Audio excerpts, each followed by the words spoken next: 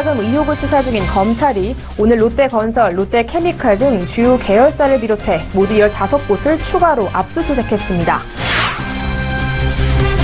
서울경제TV 단독 취재 결과 시중은행들이 지난해 말 중단했던 모기지 신용보험 연계대출을 올해 들어 재개하며 주택담보대출 한도를 늘린 것으로 확인됐습니다.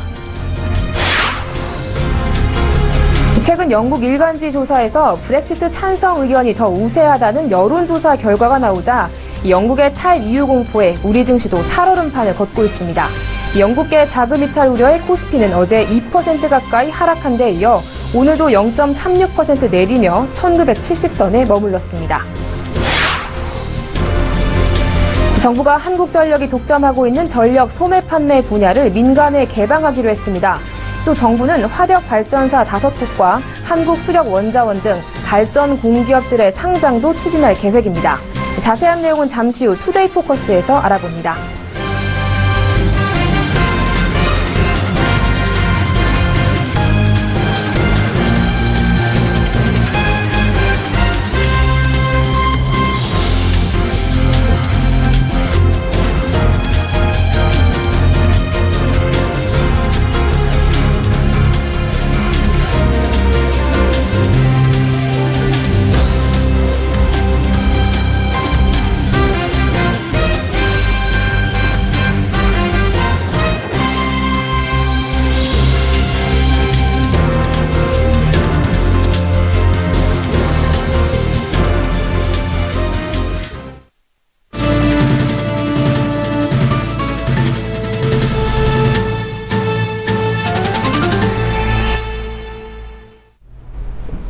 여러분 안녕하십니까? 14일 화요일 생경제현장 오늘의 주요 뉴스입니다.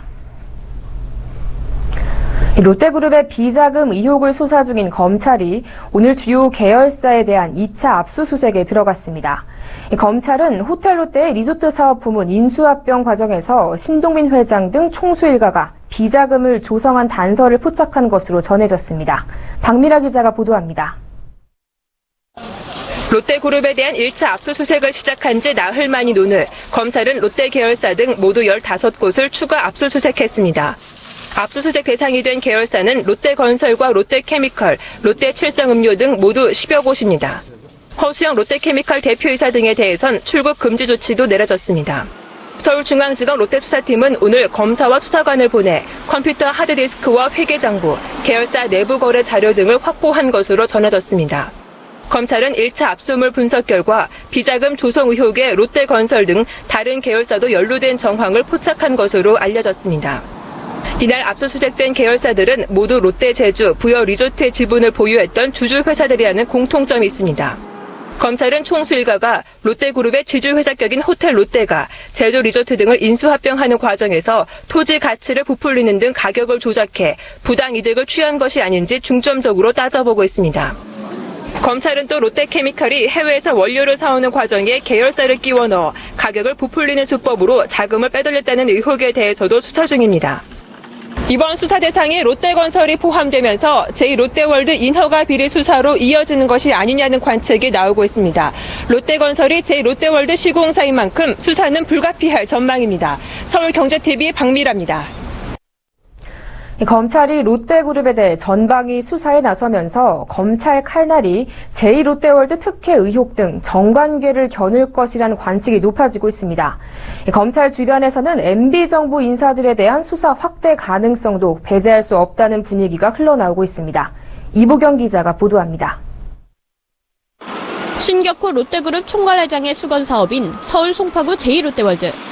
지난 1995년 건축 승인을 시도해 2009년 건축 허가까지 15년이 걸렸습니다.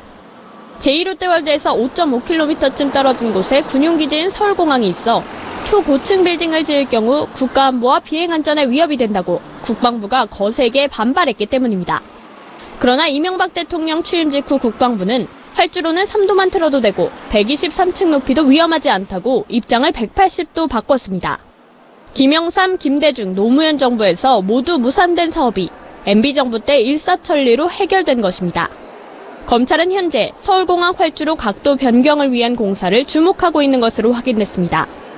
검찰은 이 공사 과정에서 롯데그룹이 예비역 공군중장 천모 씨에게 자문유동의 명목으로 12억 원을 건넨 사실을 포착하고 이것이 로비 자금으로 쓰였을 가능성에 무게를 두고 수사 중입니다. 제2롯데월드 이외에도 면세점 인수, 맥주 사업 허가 등 MB 시절에는 롯데가 반길 만한 특혜성 조치들이 잇따랐습니다.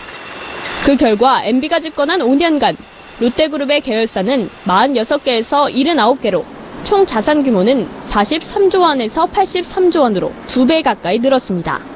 롯데그룹과 MB정권의 유착관계에 대한 의혹이 끊이지 않았던 이유입니다.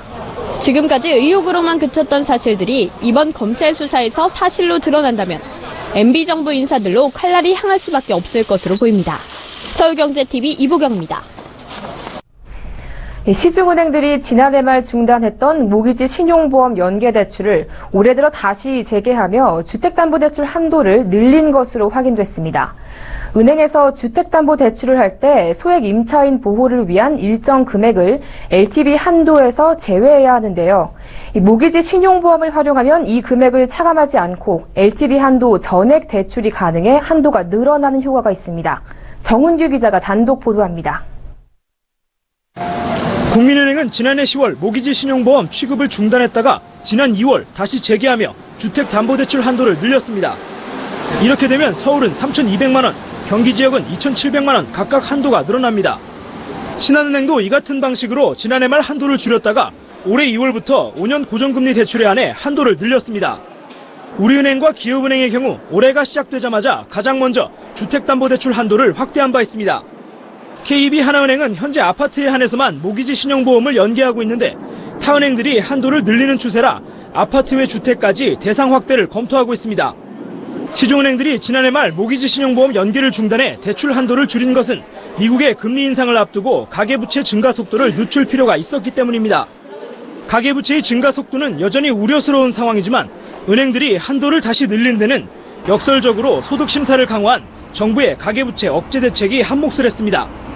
갚을 능력이 확실하고 원리금까지 동시에 갚아야 하다 보니 은행들은 돈을 더 내줘도 부담 없는 우량 고객들만 상대하게 된 겁니다. 실제 지난 4월 기준 기업들의 은행권 대출 연체율은 0.87%인데 반해 가계는 0.36%로 비교적 낮은 편입니다. 여기에 신용과 집단대출을 제외한 가계의 주택담보대출 연체율은 0.21%에 불과합니다. 결국 정부의 대출 규제로 서민들의 은행 문턱은 높아졌지만 소득이 많은 사람들은 오히려 더 많은 돈을 빌려 쓸 수 있게 된 셈입니다. 서울경제TV 정훈규입니다. 오는 23일로 예정된 영국의 EU 탈퇴, 즉 브렉시트 관련 국민 투표를 앞두고 한국 주식시장도 촉각을 곤두세우고 있습니다. 금융투자업계에 따르면 브렉시트 국민 투표를 앞두고 실시된 여론조사 결과는 EU 탈퇴로 무게중심이 쏠리고 있습니다. 지난주 영국 일간지 조사에서도 EU 잔류 지지가 45%, 탈퇴가 55%로 브렉시트 찬성 의견이 더 많았습니다. 전문가들은 연초부터 외국인 매수가 많이 유입됐는데 그중 상당 부분이 유럽계, 특히 영국계 자금이라며 브렉시트가 확정되면 시장의 부담 요인으로 작용할 것이라고 말했습니다. 현재 영국계 투자자가 한국 증시에서 보유한 주식은 36조 5천억 원에 이릅니다. 이는 한국에 투자한 외국인 전체 주식의 8.4%에 달하는 규모입니다. 브렉시트 우려에 코스피는 어제 무려 1.91% 급락해 1970선으로 후퇴했고 오늘도 0.36% 떨어진 1972.03으로 마감했습니다. 수도권 주택매매 거래량이 회복세를 보이고 있습니다. 반면 지방의 침체는 뚜렷해졌습니다. 보도에 한지희 기자입니다. 수도권과 지방의 주택매매 거래가 상반된 모습을 보이고 있습니다. 수도권은 증가했지만 지방은 큰 폭으로 줄어들었습니다. 국토교통부에 따르면 지난달 경기, 인천 등 수도권에선 49,477건이 거래돼 전달 대비 13.9% 늘었고 서울에선 전달과 비교해 19.2% 증가했습니다. 특히 재건축을 추진 중인 서초구 등에서 거래가 많았고 덩달아 실거래가도 오름세를 보였습니다. 국토부 실거래가에 따르면 강남구 개포주공 4단지 전용 42제곱미터의 실거래가는 지난 5월 8억 8천만 원으로 한 달 새 3천만 원가량 올랐고 대치동 음마아파트 전용 84제곱미터도 같은 기간 3천만 원가량 뛰었습니다. 최근 저금리라든지 유동성의 힘 이런 것들이 영향을 미치면서 재건축 단지와 그리고 신규 분양 시장의 수요자의 관심이나 기대감이 증가하고 있는데요. 이런 것들이 기존 주택 시장에도 긍정적인 영향을 미치면서 2월 이후 월별 거래량을 지속적으로 증가시키고 있습니다. 반면 지방의 경우 지난달부터 시행된 주택대출 규제와 조선 철강 등 구조조정 여파로 주택 거래량이 전달에 비해 7.1% 줄어든 것으로 나타났습니다. 특히 작년에 주택 거래량과 집값이 크게 뛰었던 대구와 광주, 울산 등에서 주택 거래량 감소가 눈에 띄었습니다. 대구는 전달 대비 32.2%, 전년 대비 56.5% 크게 줄었고 광주와 울산은 전달 대비 0.3%, 0.4% 각각 줄었습니다. 서울경제TV 한지입니다. 전국에서 준공후 미분양 물량이 10,000 가구 이상 지속되고 있는 가운데 건설사들은 할인 혜택을 내걸고 밀어내기에 몰두하고 있습니다.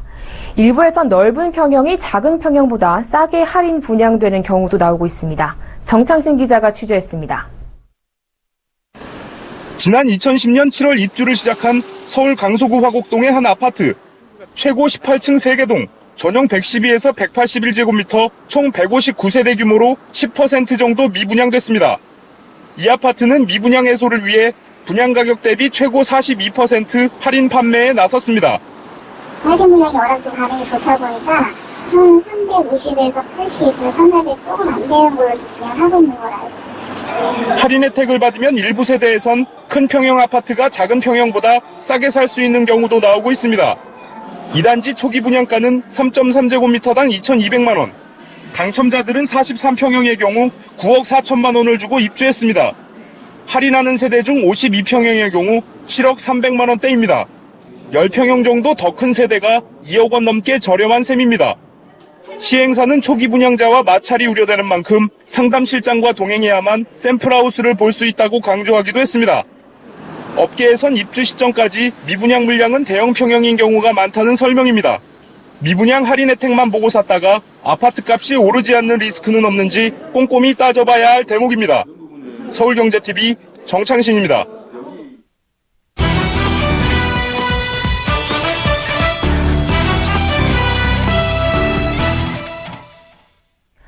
네, 앞으로는 일반 국민이나 기업이 한전을 통하지 않고도 직접 전기를 만들어 사고 팔 수 있게 됩니다. 정부가 한국전력이 독점하고 있는 전력 판매 분야를 민간에 개방하기로 했기 때문인데요. 단계적으로 민간 사업자의 개방에 경쟁 체제를 만들고 발전 공기업들의 상장도 추진할 예정입니다. 자세한 내용은 보도국 양한나 기자와 함께 알아보겠습니다. 안녕하십니까? 네, 안녕하세요. 네, 정부가 이 전력 판매 시장을 민간에 개방하기로 했는데요. 이런 결정을 내린 배경은 뭐죠? 네, 경쟁 체제를 도입을 해서 효율성을 높이겠다는 게 우선 기본적인 취지인데요. 최근 전기 자동차나 에너지 저장 설비와 같이 세계적으로 에너지 관련 신사업 경쟁이 활발하지 않습니까? 이런 상황에서 현재 우리나라에서 공공이 독점을 하고 있는 구조가 한계가 있다고 본 것입니다. 그러니까 정부는 이 한전과 같은 공기업이 독점한 시장을 다수의 민간 사업자에게 개방을 하면 경쟁을 하게 되고 그 경쟁을 통해서 효율성이 높아지고 사회적 편익이 증대할 것이다라고 기대를 하고 있습니다.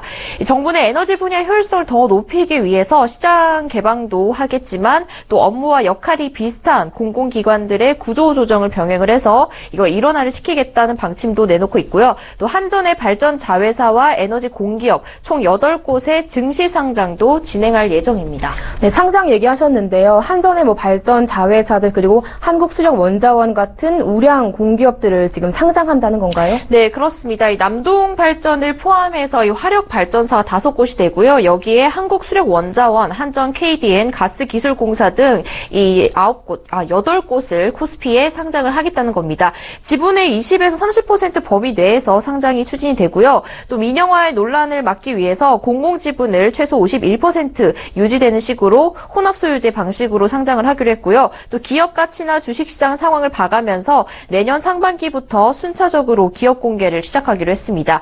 기재부는 주관사 선정부터 가격 산정까지 사전 준비에 6개월에서 8개월 정도 소요될 것으로 보고 올해 하반기에 세부 추진 계획을 수립하기로 했는데요.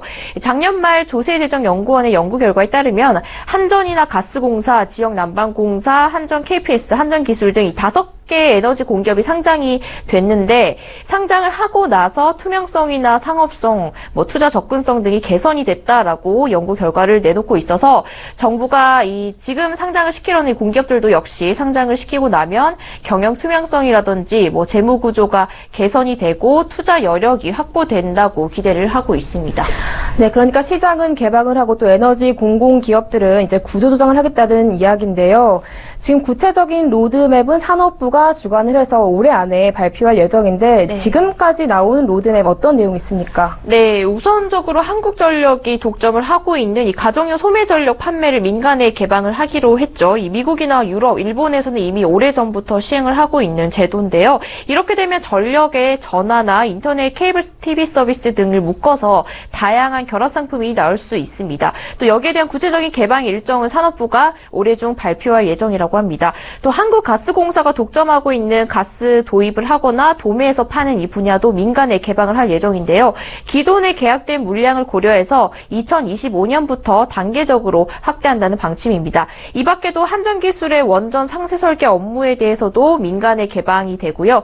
민간의 광통식망과의 중복 투자가 우려되는 한전의 광통식망 구축 사업도 내년부터 중단을 한다고 합니다.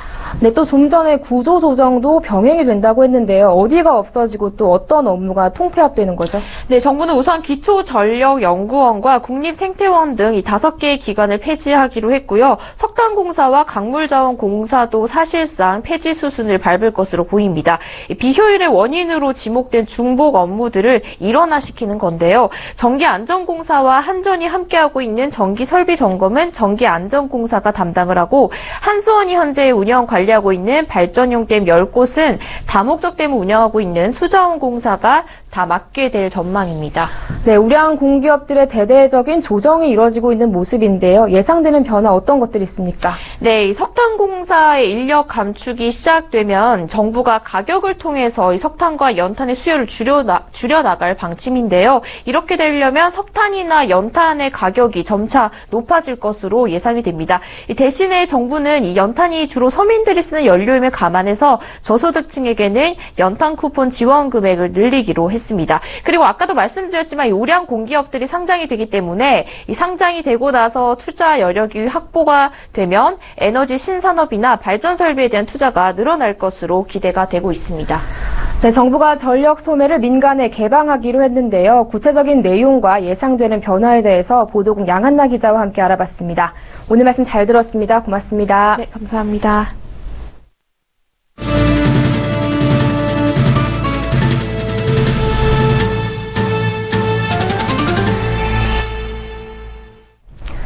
한국은행이 기준금리를 사상 최저 수준으로 낮추면서 시중은행들도 연이어 수신금리를 인하하고 있습니다.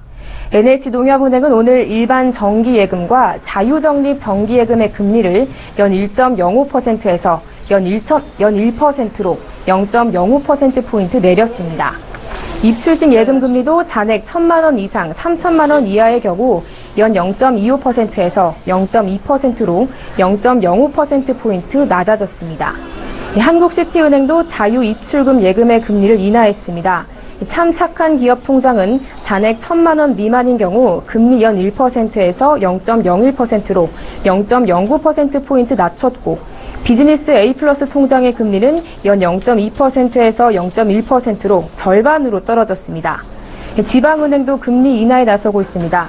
부산은행은 예금의 경우 1년 만기 기준으로 0.25%포인트에서 0.2%포인트, 적금은 1년 만기 기준 0.25%포인트에서 0.2%포인트 금리를 내렸습니다. 이제까지 은행에서만 할 수 있었던 모바일 앱을 통한 외화 이체 업무를 핀테크 업체가 독자적으로 할 수 있게 됩니다. 이렇게 되면 수수료 비용 등이 줄어들어 이용자의 부담도 적어질 것으로 예상됩니다. 기획재정부는 이런 내용을 담은 외국환 거래법 개정안을 오늘 입법 예고했습니다. 개정안의 핵심은 전문 외국환 업무 취급 기관 제도의 도입입니다. 카카오톡 등을 통한 외화 송금이 은행을 거치지 않고 이뤄지면 이용자는 거래 건당 수십 달러에 이르는 수수료를 아낄 수 있습니다. 핀테크 업체는 실제 거래 없이 고객들에게 돈을 지급하는 네팅, 또 송금을 원하는 고객들을 매칭시켜주는 페어링 등 다양한 방식으로 비용을 절감하는 동시에 사업 기회가 늘어날 것으로 기대됩니다.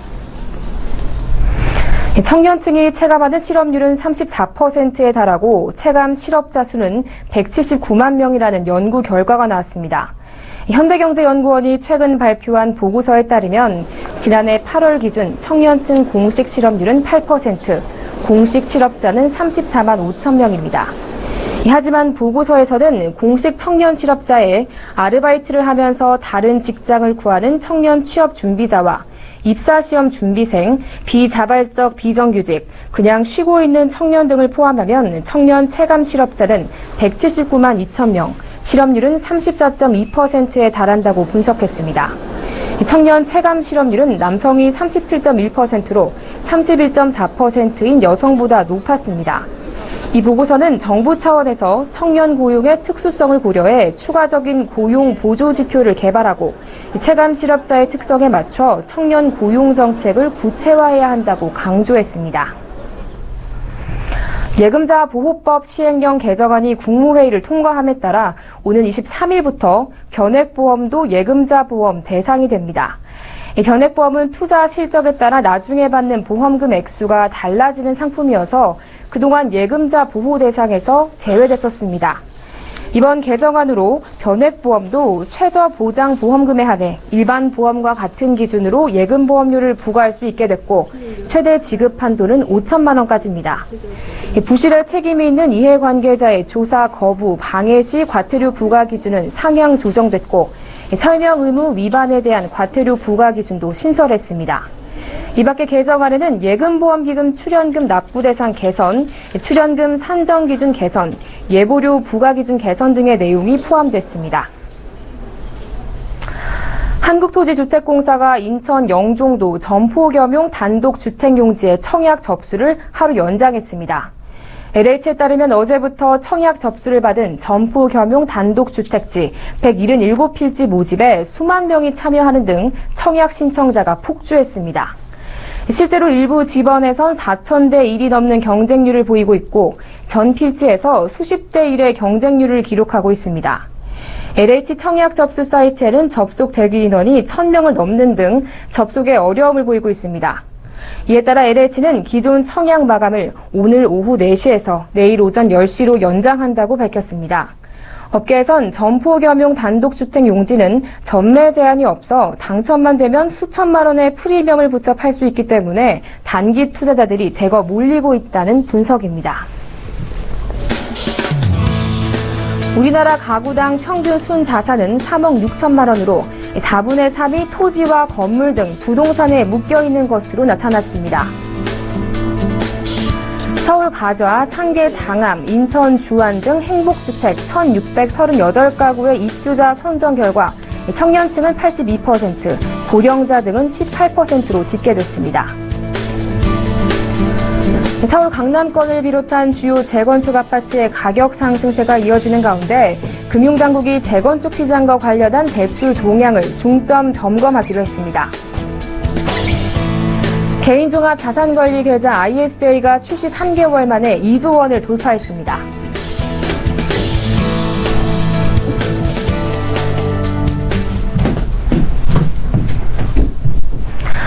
정부가 전력시장 판매 부문을 민간에 단계적으로 개방하기로 했는데요.